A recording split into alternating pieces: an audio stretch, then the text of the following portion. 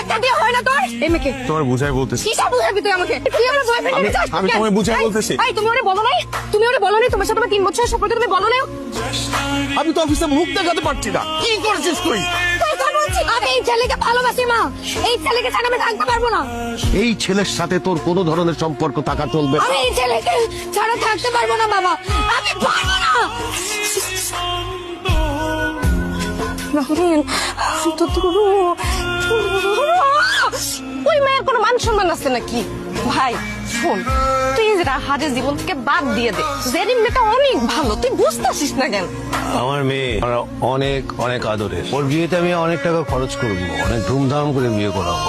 এটা আপনাদের নতুন ফ্ল্যাট? ও বাবা, আর তুই রাজি হয়েছে দেখছিস কত সুন্দর বাসা। এই বাসা যদি আমাকে হয় আর তোর বোনটার খুব ভালো বিয়ে হইব। হ্যালো রাফিন, রাফিন তুমি প্লিজ ফোনটা আমার ধরো না প্লিজ। আই এম সরি, আমার একদম করা উচিত হয় নাই। তুমি আমার ফোনটা ধরো প্লিজ। আর শোনো, তুমি ওই মেয়ের সাথে আর কখনো দেখা করবা না, হ্যাঁ? তুমি আমাকে কল ব্যাক করো, আমরা দুজন কথা বলে আমরা সবকিছু ঠিকঠাক করে নিবো, হ্যাঁ? এই তুমি কে? রাফিন কই? এই রাফিন কই? রাফিন কই? আরে রাফিন কই? রাফিন, এটা রাফিন এলো।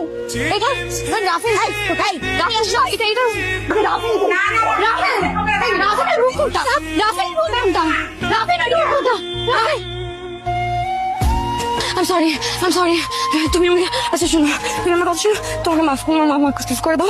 আমার বাচ্চা ঠিক প্লিজ আমাকে মাফ করে দাও। প্লিজ আমাকে মাফ করে দাও, কোনোদিন হবে না। চল।